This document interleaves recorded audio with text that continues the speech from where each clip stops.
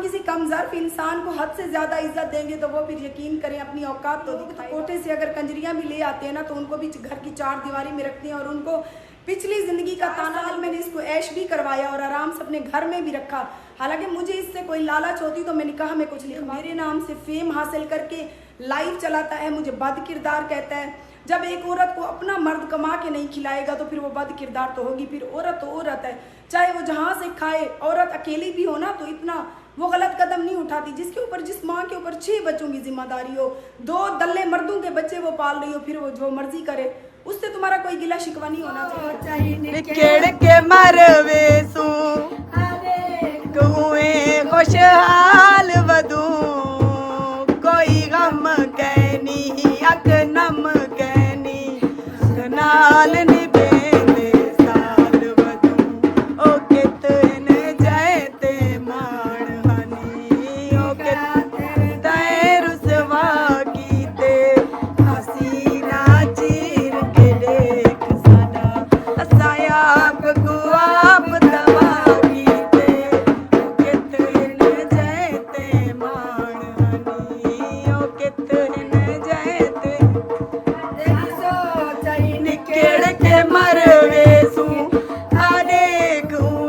खुशहाल वधू कोई गम कहनी अक नम कहनी नाल निभेंदे साल वधू ओ कितन जयते। बच्चों से अच्छी खासी घर में रौनक हो। बहनें जो है ना कितनी खुश हैं।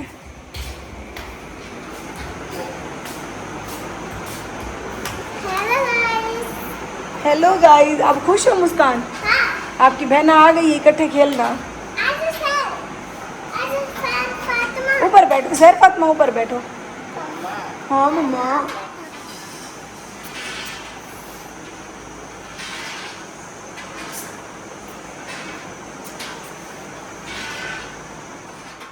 बिस्मिल्लाहिर्रहमानिर्रहीम, अस्सलाम वालेकुम। वेलकम हो गया हमारे यूट्यूब चैनल आरजे मैविश में। मायरा बीबी को हम आहिस्ता आहिस्ता घर के काम सिखा रहे हैं। आज बना रही है मायरा फिर से करेले का सालन, क्योंकि बच्चे शौक़ से खाते हैं। मायरा ने उस दिन मज़े का सालन बनाया था। तो घर के काम वगैरह करने के बाद मोहम्मद फैज़ान और मुस्कान ज़ारा ने नहा लिया। अभी मुस्कान ज़ारा की बारी है बाहर घूमने की, यानी कि चक्कर लगाने की। तो ये दोनों बहन भाई जा रहे हैं।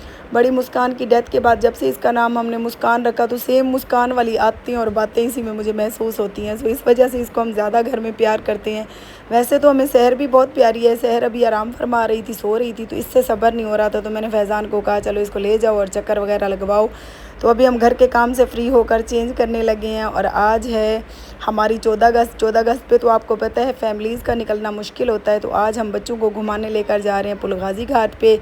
बच्चों की फरमाइश थी कि हम मछली वगैरह खाएंगे, तो बच्चे तैयार हो गए। देखें मुस्कान और सहर के 14 अगस्त वाले कपड़े, और हमारी रवानगी भी हो गई है। मैंने भी 14 अगस्त वाला ग्रीन और वाइट सूट पहना है। लेकिन आज हम अपने बच्चों की वीडियो बना रहे हैं। और ये हमारे घर के साथ न्यू पंप, और इस पंप पे जो लड़का खड़ा है ये भी मेरा फ़ैन है, काफ़ी वीडियोस देखता है। और जब भी यहाँ से हम पेट्रोल वगैरह डलवाएं तो पहचान लेता है। तो ये मेरी तरफ देख के हंसता है और मैं इसकी तरफ। और ये हमारे डीजी खान से गिद्दड़ वाला बाईपास का ये बड़ा मशहूर जहाज़ है। और जब ख़ास तौर पे कोई त्यौहार हो, 14 अगस्त हो या कुछ ईद हो, तो यहाँ पे सारे अवारे इस जहाज़ का जो हशर करते हैं ना, यकीन करें बेचारा जहाज़ भी रो पड़ता होगा। गाजी घाट पहुँच गए, अभी मछली वगैरह का ऑर्डर देते हैं। और आज मुझे अपनी तीनों बेटियाँ प्यारी लग रही हैं। मछली का ऑर्डर दे दिया, तकरीबन 3 किलो मछली, क्योंकि सारे बच्चे माशाल्लाह से साथ हैं आज। और आप लोग मोहम्मद आज़ान का पूछेंगे तो आज़ान निकल गया था, उससे सब्र नहीं हुआ। तो जब तक हम तैयार होते तो फिर हम आ गए थे, लेट हो रहा था। मछली हमारी आ गई, अगर खानी है तो आप सब आ जाएँ। जी हाँ, यानी मोस्ट वेलकम। और आज काफ़ी दिन के बाद सारी फैमिली इकट्ठी है। और ज़ीशान के बारे में काफ़ी बहन भाई कहेंगे कि ज़ीशान वापस आ गया। जी हाँ, अपने घर के अलावा कोई नहीं बाहर का काम आता। फिर ज़ीशान अभी घर वापस आ गया है। 14 अगस्त मनाने आए हुए हैं। 14 अगस्त तो गुजर गई। 14 अगस्त पे आपको पता है बच्चों के कपड़े सिलाई नहीं हुए थे। और जब कपड़े सिल के आए तो फिर मैंने कहा कि आज चलो बच्चों को 14 अगस्त को हम भाई कहीं भी नहीं घूमने के लिए गए थे। तो आपको पता है वैसे फैमिलीज़ का निकलना भी मुश्किल होता है। जितने भी पूरे पाकिस्तान की आवारे होते हैं 14 अगस्त को वो रोड पे होते हैं, और फैमिलीज़ का निकलना बड़ा मुश्किल हो जाता है।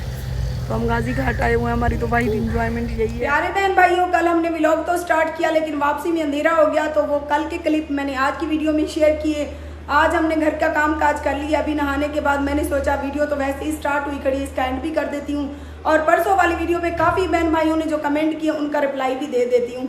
काफ़ी हमारे बहन भाइयों ने यही कहा कि बाजी आपका नसीब इतना बुरा है कि जो भी इंसान आपकी ज़िंदगी में आया आपको अजियत दिए बगैर नहीं गया। जी बिल्कुल बेशक। तो जब हम किसी कमज़र्फ इंसान को हद से ज़्यादा इज्जत देंगे तो वो फिर यकीन करें अपनी औकात तो दिखाएगा।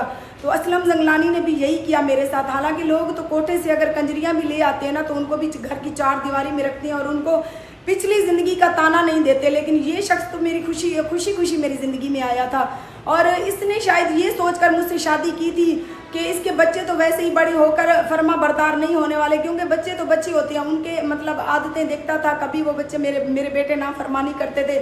इसने कहा कि घर भी इसने बनवाया हुआ है, कौन सा मैं सारी ज़िंदगी दुबई कमाऊंगा, ये कमाएगी और आराम से मैं इसकी ज़िंदगी मैं पूरी इसकी कमाई के ऊपर ऐश करूंगा।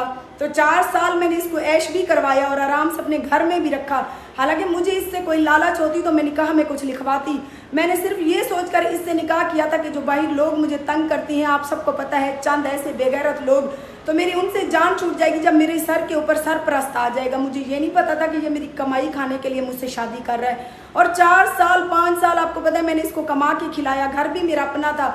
जब भी मैं इसको काम की बात करती थी कि यार जाओ दुबई, तुम्हारा वीज़ा ख़त्म हो रहा है, कोई काम करो, तो 1-1.5 महीने बड़ी मुश्किल से ये जाता था और जो कमाता था उसी की टिकट करवा के घर वापस आ जाता था कि मुझे तुम्हारी और बच्चियों की याद आती है।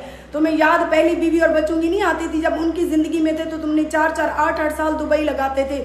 जब मेरी ज़िंदगी में आए तो तुम्हें यही दिमाग में आ गया कि भाई ये तो कमा रही है लाखों में, मैं क्यों कमा के इसके बच्चों को खिलाऊं। हालांकि मैंने इसके निकाह में रहते हुए कभी इससे डिमांड नहीं की थी कि मेरे बच्चों के कोई जूते नहीं हैं, कपड़े नहीं हैं। मुझे पता था कि ये मेरे बच्चे हैं, मेरी अपनी जिम्मेदारी है। तो जब 4 साल तक इसको मैंने कमा के खिलाया तो मैं तंग आ गई कि मैंने जब एक इंसान से शादी की है तो जब कमा के मैंने खुद ही खिलाना है, इसको भी, इसकी बच्चियों को भी, उन बच्चों को भी, तो फिर ये मेरी ज़िंदगी में रहने का इसका फ़ायदा।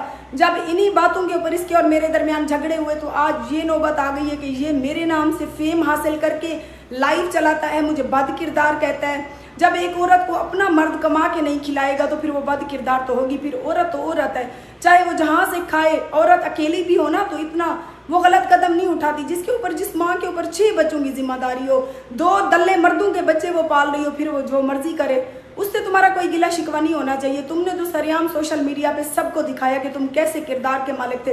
तुम्हारी कैसी माँ ने परवरिश की थी कि ये पहली बीवी जो सगी तुम्हारी कज़न थी उसको भी छोड़ दिया, उसके बच्चे भी आवारा कुत्तों की तरह गलियों में रुलते हैं सारा दिन। मेरे बच्चे भी मैं पाल रही हूँ। तुम्हारी तो यही औकात थी कि तुमने जो है ना 2 महीने से उनका दूध भी बंद कर दिया। अब तो बेचारी भूख से मर रही होंगी मेरी बेटियाँ। ओए बेगैरत इंसान, जब मेरे अंदर इतनी हिम्मत थी, जब मैं सोशल मीडिया पे भी नहीं थी तो मैंने पीछे वाले शोहर के 5 बच्चे पाल लिए। तो तुम्हारी तो 2 मासूम बेटियां मुझे जान से प्यारी हैं, और बेटियां तो वैसे भी बहुत प्यारी होती हैं।